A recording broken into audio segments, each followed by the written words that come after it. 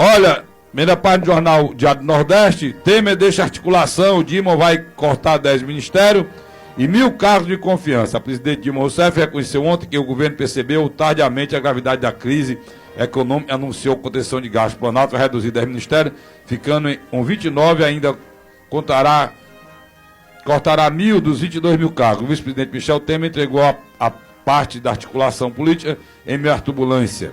Dilma virá ao Ceará na sexta-feira. E a primeira página, já comento isso aqui, só terminar aqui a outra primeira página para fechar. Já falei da morte do rapaz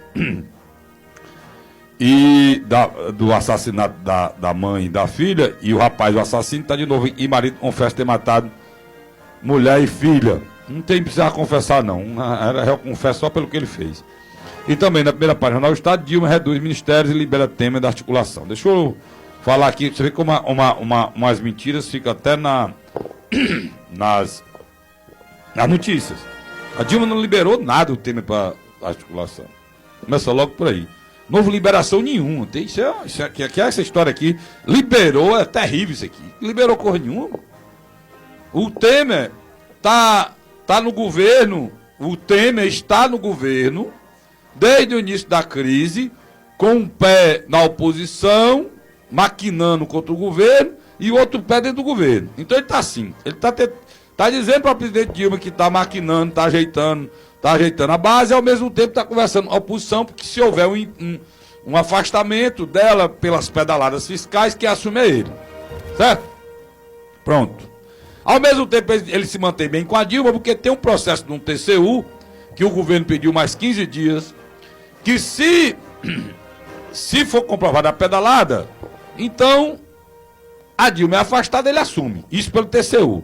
Mas só que tem um processo iniciado agora no TSE, que é em relação, que eu falei sempre aqui, que é o mais grave, esse do TCU não vejo gravidade nenhuma, mas esse outro é muito grave, que as empresas que doaram para a campanha da presidente Dilma são as empresas que estão no Petrolão.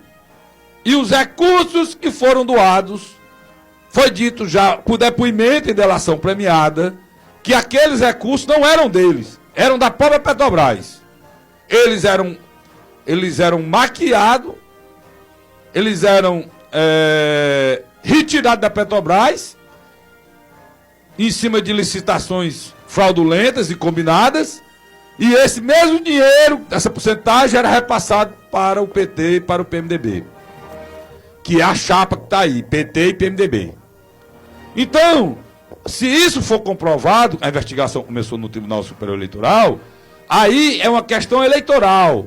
A presidente Dilma perde a tão badalada legitimidade que muitos dizem que se houver um impeachment é golpe.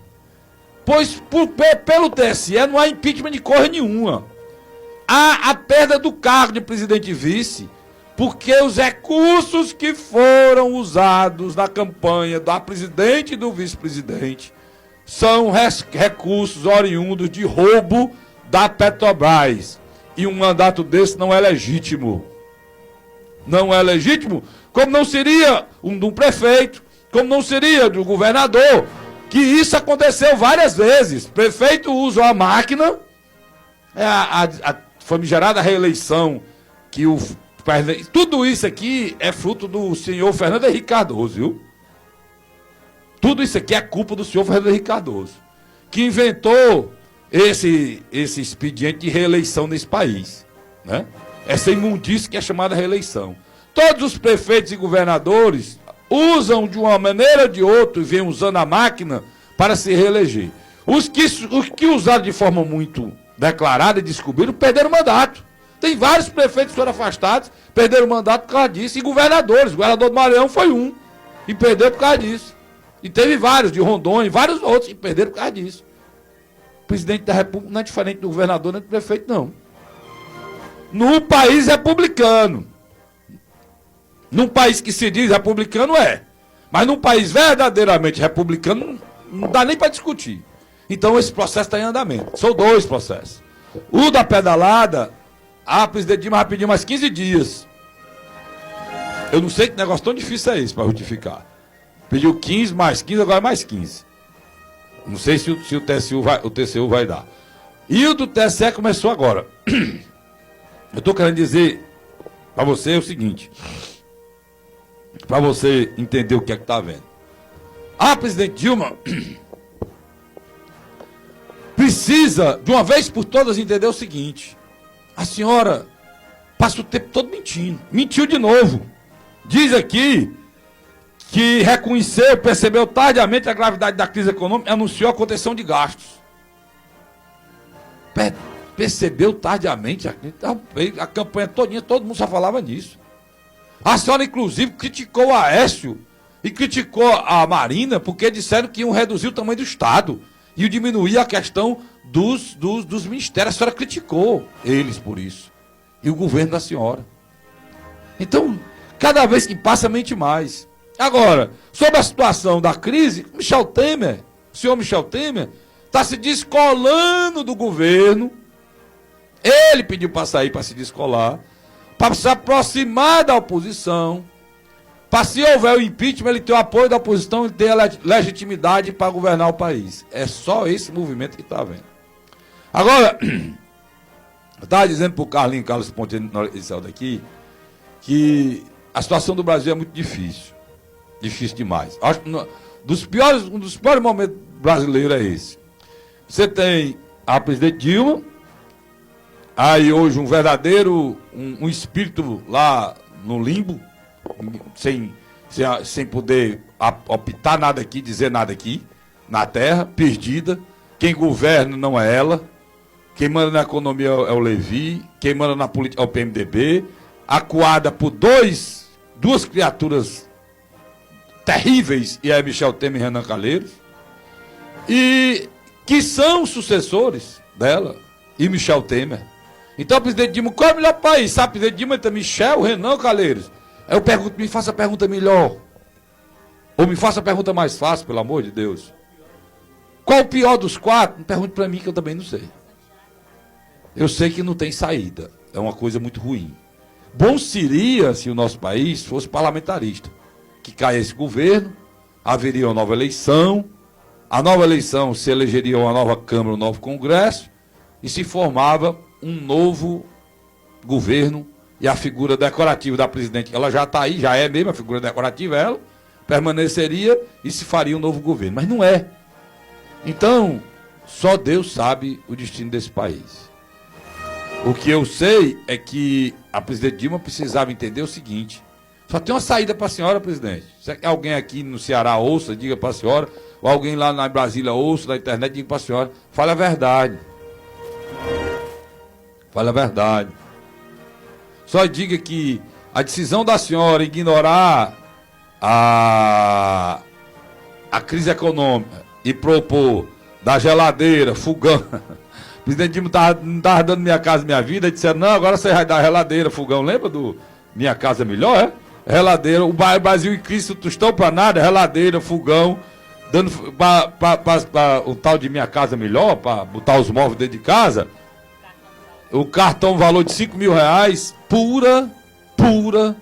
pura compra eleitoreira de voto. Presidente, assuma o que a senhora fez. Peça desculpa ao povo brasileiro. Diga que a senhora foi intuída e manobrada por esses vagabundos que estão ao seu redor dizendo que não fizeram nada. Ou estão contra a senhora.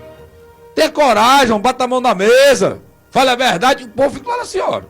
Tenho certeza absoluta. Se o povo sentir um cheirinho de verdade, porque até agora é só mentira. E eles pensam que a população brasileira é um bando de imbecil. Pensa que o brasileiro é um abestado, retardado. Eu disse para vocês ontem aqui. Eles convidaram, por isso que eles pensam isso, eles convidaram as pessoas para a manifestação, dizendo que eles iam protestar contra o governo para conseguir uma casa própria, meu irmão. Na manifestação que houve dia 20. Isso é uma imoralidade, cara. Estou falando isso aqui porque me disseram, não. Eu conversei com pessoas que mudaram o dia que ia trabalhar, porque naquele dia, que era um dia de semana, na quinta-feira, foi dia 20, Jorginho? Foi na quinta-feira? Deixar de trabalhar para ir para aquele negócio, dizendo que iam conseguir a casa e ia protestar contra a Dilma. Por isso que no jornal dizia em favor da Dilma e protesto contra a favor da Petrobras. É o governo Dilma que destruiu a Petrobras. Um protesto que apoia a Dilma pode ser a favor da Petrobras. Contra a corrupção. Como você pode contra a corrupção do governo mais corrupto desse país? Na história? Como é que você pode apoiar um presidente e dizer para ele que ele é contra o ajuste econômico que o governo e o presidente Dilma está fazendo? Não dá para entender coisa nenhuma.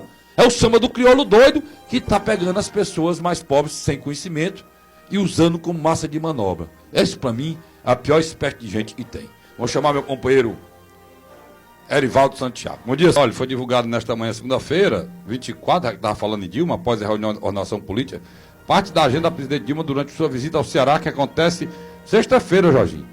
Em sua primeira vinda ao estado, em 2015, Dilma vai ao município de Lavra da Mangabeira, no centro-sul cearense, a 434 km de Fortaleza. Em seguida, a presidente estará em Caucaia, na região metropolitana, além dos compromissos já divulgados.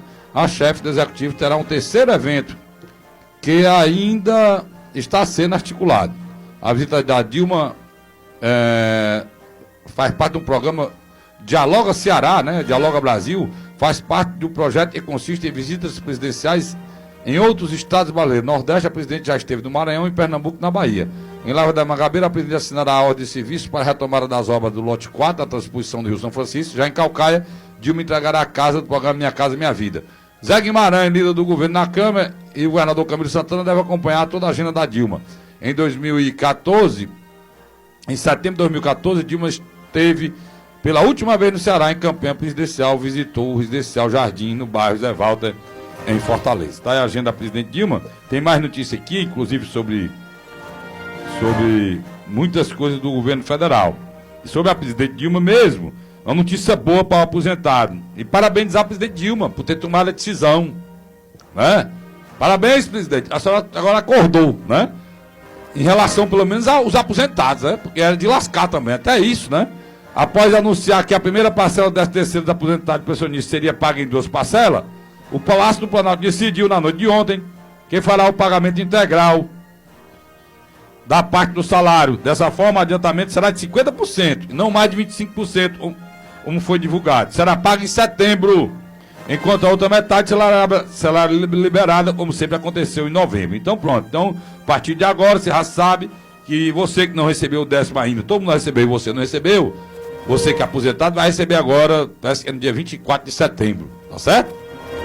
Bom, e de uma só vez, né? A metade de setembro, outra metade de outubro, não. Receber a metade do seu 13º, 50%, como sempre foi em setembro, e a outra parte final em dezembro, tá certo? Eu falei da história do TSE, pois está aqui, ó. Está sendo julgado em Brasília. O plenário do Tribunal Superior Eleitoral volta a julgar hoje uma das 4 ações na corte que pedem a cassação do mandato da presidente Dilma Rousseff, seu vice Michel Temer, protocolada em janeiro pela coligação Muda Brasil, cujo candidato era o senador Aécio. A ação foi retomada há cerca de 10 dias e suspensa na sequência após um pedido de vista do ministro Luiz Fux. Hoje os ministros voltam a discutir um dos processos de investigação da campanha eleitoral da petista deve prosseguir na corte. Inicialmente o caso foi arquivado pela ministra Maria Tereza de Assis Moura.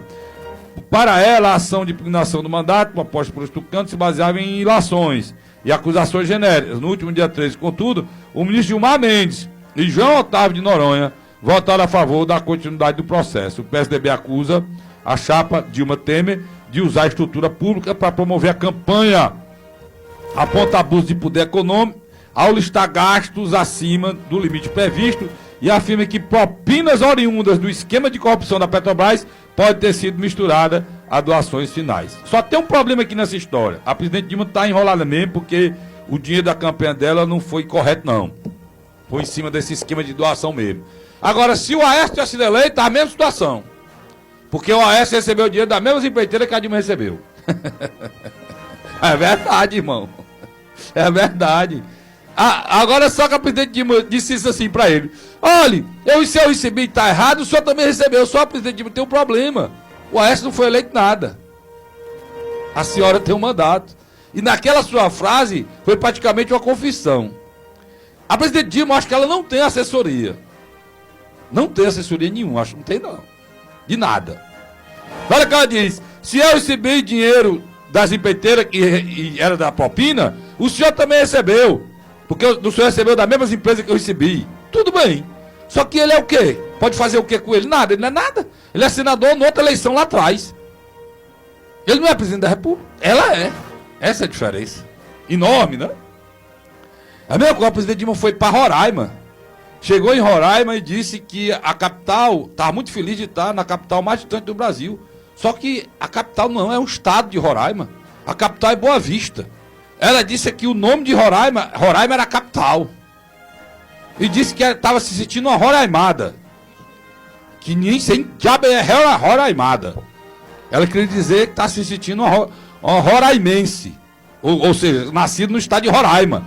Disse que era roraimada e estava muito feliz porque o governo dela não tinha distância do povo e o Brasil era integrado pelo seu governo, que a presidente da República vai a um estado brasileiro e não sabe nem o nome da capital desse estado. Porque isso é uma humilhação, a gente é nordestino e nortista.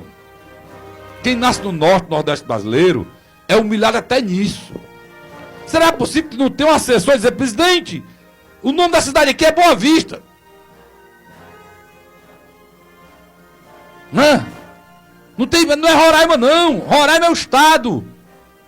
Não tem.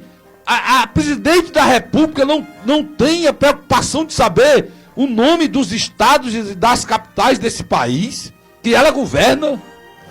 Por isso que eu fico assombrado, cara. Onde é que te vive, homem? Que governo é esse? Que país é esse? Ontem eu vi no programa que eu assisto toda segunda-feira, até aconselho vocês a procurar assistir também, que é o Roda Viva. E estava ontem o Boris, que é um historiador, não é o Casói não, é o Boris que é um historiador, um grande historiador por sinal, advogado, historiador, e ele está dizendo uma coisa interessante. Da diferença do Collor ter sido caçado para Dilma, e eu disse isso aqui, é por o Collor ter sido nordestino. Aí foi caçado rápido, porque ele era nordestino, longe, distante da elite paulista.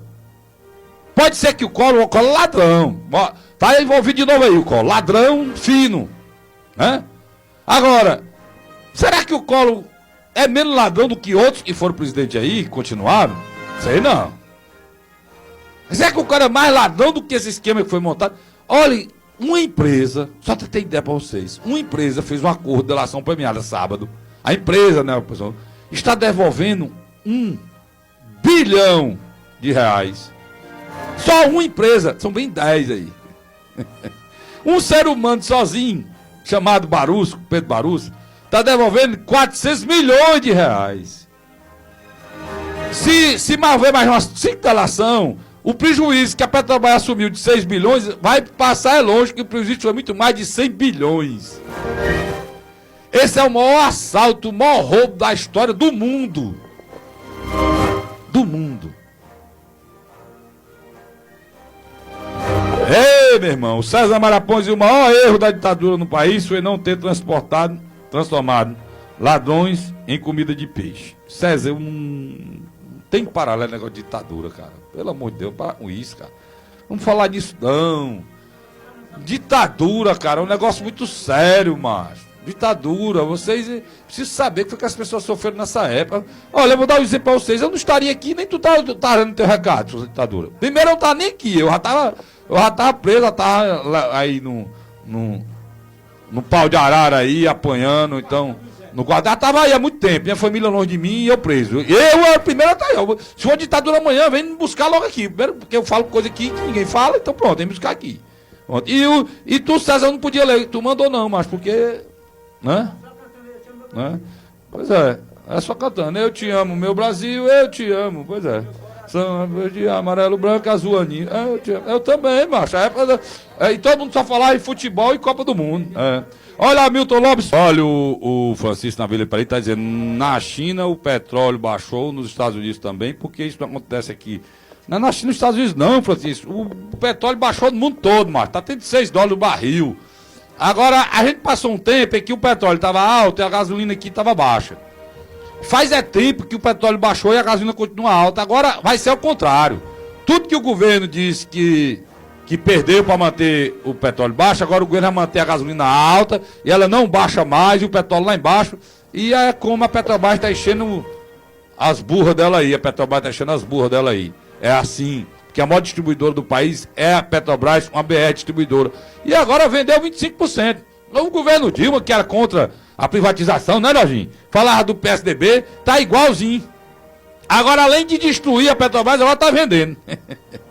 Eu não sei onde é que vai parar isso. É o governo monstrengo, eu digo que é uma Frankenstein, é o governo Frankenstein.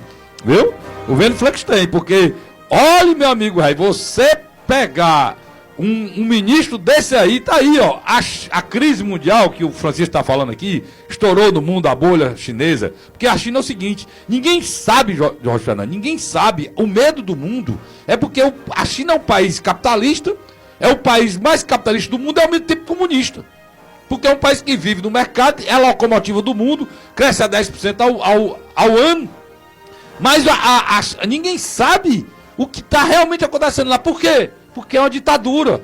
Então o mundo está apavorado. Está apavorado, porque como ele não tem acesso como no Brasil, as contas nossas aqui são estudadas por estrangeiros, praticamente é entregue na mão deles, para eles classificarem o risco do Brasil. Lá na China ninguém sabe de nada, tudo é fechado. Por isso que o mundo está apavorado aí, desde ontem. Porque a China não diz nada, é sem fazer. Agora, uma coisa que a China fez ontem, baixou o juro, porque o país está em crise. Aqui no Brasil, esse louco, que chama-se de ministro da Fazenda, está subindo o juro no país em crise. Então, meu amigo, esperar o quê? Né? É o governo Frankenstein, maluco da presidente Dilma, que diz que é no partido de esquerda e botou um cara para fazer ajuste econômico, um cara mais à direita do que o PSDB. Ora, o PSDB é de centro-direita. Ela botou um pensamento neoliberal ao extremo, que é esse senhor Levi. Ou seja, em que o que vale é o dinheiro, para você entender melhor o mercado. O trabalhador, a classe média, o cidadão, quem está sofrendo não vale nada. Quem vale é o mercado. E se lixa o resto. É assim que pensa o ministro da Fazenda. Né? E é por isso que não vai subir tão cedo não, meu chave. A gasolina não baixa nunca não. Eles vão tentar tirar, nunca baixou, nem vai baixar nunca. Olha, a gasolina baixou uma vez, eu falei justiça, Jorginho. Foi justiça, a gasolina baixou uma vez, eu tenho a memória, uma vez baixou. Quando assumiu o ministro da Fazenda do Ceará, chamado Ciro Gomes, me lembrei agora, e ele diminuiu o imposto, chamado, eu acho que é a CID que ele chama, o imposto que incide sobre a gasolina, ele diminuiu e a gasolina baixou. Me lembrei agora. O Ciro baixou a gasolina nesse país. Na época ele foi ministro da Fazenda do Itamar, faz tempo isso. Né? Nesse tempo o Ciro tinha até cabelo, hoje nem tem mais. Vamos chamar meu companheiro. Em reunião com líderes partidários na noite da segunda-feira, Eduardo Cunha fez previsões funestas, Jorge Fernandes, sobre Renan Calheiros. Vixe, rapaz, não tinha visto isso aqui não. Afirmou que novas delações complicarão a situação do presidente do Senado no inquérito da Lava Jato. A conversa ocorreu durante o jantar que Cunha ofereceu na residência oficial da Câmara. Ele se disse convencido de que Renan juntou-se a Dilma num acordão destinado a garantir a proteção mútua. Coisa que eu disse aqui, né? E acha que o acerto fracassará. Segundo a antivisão de Cunha, as delações que incriminarão Renan no futuro, né? Por reveladoras, impedirão que prospere a suposta tentativa de conter o pedaço da Lava Jato que pressiona os calos do senador. Cunha falou como se dispusesse de informações privilegiadas, afirmou que outros líderes do PMDB se enroscarão no escândalo da Petrobras. A certa altura informou aos colegas que ele próprio deve ser alvejado por outro delator, Fernando Soares, operador do PMDB da Petrobras. Fernando Baiano, como é conhecido, está preso há 9 meses, já foi condenado a 16 anos de prisão pelo juiz da Lava Jato, Sérgio Moro, pelo juiz da Lava Jato, Sérgio Moro, e Cunha crê que ele será impelido a virar delator para diminuir a pena, né? Na previsão de Cunha, Fernando Baiano dirá que ele repassou o dinheiro desviado da Petrobras, fará isso para obter benefícios judiciais, mas não apresentará provas. Aliás, o presidente da Câmara reiterou aos líderes que é inocente. A base da denúncia que a Procuradoria protocolou no STF contra Cunha é um depoimento do delator Júlio Camargo, representante da Samsung, em contratos de aluguel de navio sonda da Petrobras. Ei, menino, o negócio tá ficando feio, né? E é que eu disse que o que pra mim a Lava Jato, que diz respeito não ao Luiz Sérgio Moro, mas diz respeito à Procuradoria e ao Supremo, essa pra mim tá desmoralizada. O Cunha tá sendo apertado e deve ser mesmo. Esse é homem cheio de enrolada, meu irmão, não tem igual não. Agora o Renan não diz te arreda, o Renan é igual ao pior, né? Não saiu nada do Renan ainda, tem alguma coisa errada aí, né? Tem cheiro de coisa podre nesse meio aí. E isso não tá certo não. Se é pra passar limpo, vamos passar direitinho, né? Desse jeito aí, não. Tá entrando aqui, meu... Olha aí, vai embora. A Seção de Advogados da Ordem do Brasil do Ceará cancelou em sessão secreta a inscrição do ex-ministro Zé Disseu por causa da sua condenação do mensalão. Por que a sessão é secreta, hein? Sei não. Os conselhos do OAB Paulista consideram que Disseu não tem idoneidade para advogar. Um dos requisitos básicos da profissão, de acordo com o Estatuto da Advocacia, foram 76 votos a favor do cancelamento e 2 votos contra. E 2 abstenções. Segundo a reportagem, apurou com o participante do sessão. O meu querido Flávio está dizendo que há muito tempo, e eu concordo com ele plenamente, desde o tempo que ele foi condenado pelo mensalão, né, Flávio? Que era para não advogar mais. Mas você sabe que isso foi uma iniciativa da OAB?